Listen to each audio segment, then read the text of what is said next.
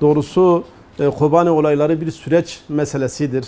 Zira emperyalist güçler özellikle Suriye ve Irak'tan sonra Türkiye'de de bir iç savaş çıkarma projesi başlatmışlardı.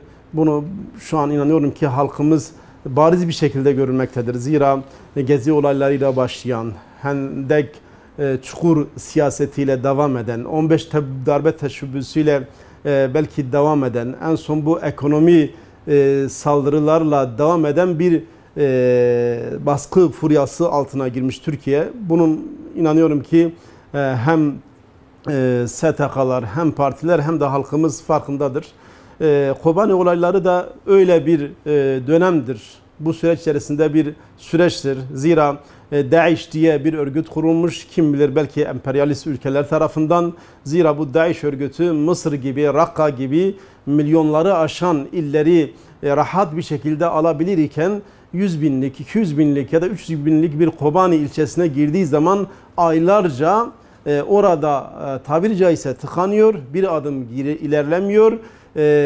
Bir nevi orada belki de Türkiye sıçratma noktasında bir hesap içerisindedir. Zira eş zamanlı olarak bir örgütün siyasi uzantısı olan bir parti yönetimi toplanıyor ve o yönetimin almış olduğu kararı başkanları şu şekilde aynen izah ediyor. Yani artık Kobani ruhuyla bütün halkımız meydanlara çıksın. Peki biz soruyoruz, Kobani ruhu denilirken Kobani'de ne var?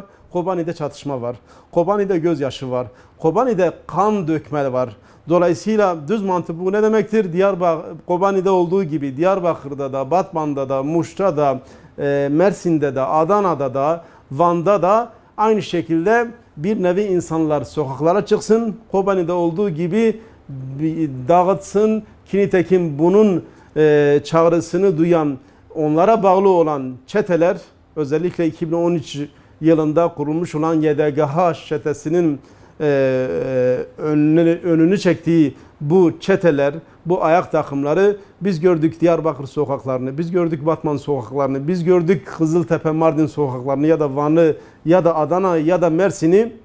İlginçtir ki emperyal güçler bir nevi buna zemin hazırladığı gibi belki de bu şekilde ya dışarıdan bir devletin, emperyalist devletlerin müdahalesine zemin hazırlama veyahut da askerin darbe yapmasına zemin hazırlama projesi olarak gördük. Zira 30-40 yıl boyunca sokaklara inmeyen tankların, zırhlı birliklerin biz 6-8 Ekim olaylarından sonra sokaklara indiğini gördük.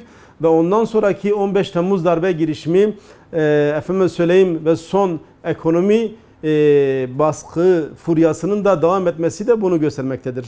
6-8 Ekim olaylarında Hüdapar camiası niye hedef seçildi? Yani elbette ki Irak ve Suriye'den sonra Türkiye'de iç kargaşa çıkarma, Türkiye'de iç savaş çıkarmanın yolu Kürtleri ve Türkleri birbirlerine düşürmekten geçer.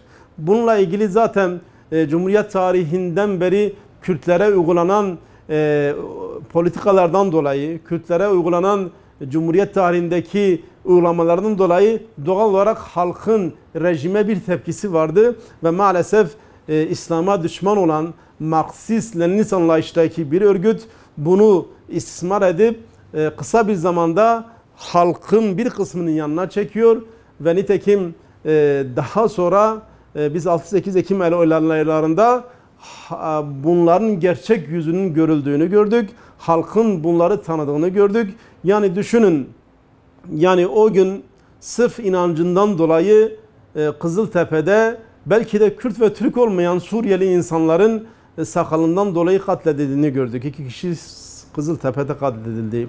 Yine aynı şekilde Yüksekova'da evinin önünde sırf sakalından dolayı İrfan Atsız'ın katledildiğini, şehit edildiğini gördük.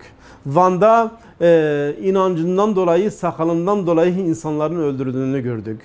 Diyarbakır'da hanımıyla beraber sokakta gezerken hanımı örtülü olduğu için katledilen, vahşi bir şekilde katledilen insanları gördük. Ve demin de söyledim, ciğerleri yakan 6-8 Ekim olaylarında, Kurban Bayramı'nda Yasin ve arkadaşlarının Hz. Hüseyin misali katledildiğini gördük. Öyle bir vahşet ki düşünün, onlar kurban etini dağıtmak üzere sokaklarda, belki de Kobani'de gelen o muhacirlere kurban eti dağıtırken bu vahşi çeteler tarafından abluka altına alınıyor. Bunlar can korkusuyla, canlarını kurtarma niyetiyle yakınlarında olan bir binanın 3. katına sığınacaklar ve bu vahşiler iplerle, şeritlerle 4. kattan kendilerini 3. kata sarkıtacaklar. Silahlarla, bıçaklarla evin içerisinde belki onları katledecek. Belki de o cansız bedenleri 3. kattan aşağıya atacaklar. Yetmezmiş gibi gelecekler ellerindeki, çünkü biz bunu medyada, basında gördük. Ellerindeki satırlarla, ellerindeki demir parçalarıyla o bütün dinlerde ölüler mukaddestir, öldükten sonra artık onlara dokunulmaması gerekir. Ama o cenazelere vahşi bir şekilde işkence ettiklerini görmekteyiz. Yetmezmiş gibi bunların üzerinde arabalarla geçildiğinden bahsediliyor. O da yetmezmiş gibi aynı o fikirde olan, yani hem insancıl hem insani hem İslami yönü kalmayan, belki de kültürel, örfi olarak Kürt kültürüne de uzak olan kadınların zılgıtlar çekerek kendi elbiseleriyle belki de evlerindeki battaniyeleri o zaten cenaze olan, zaten öldürülen Yasin ve arkadaşlarının üzerine atıp o şekilde yakılmalarına sebep olduklarını gördük. Bu olaylar, biz inanıyoruz ki milletimizin uyanmasına vesile olmuştur.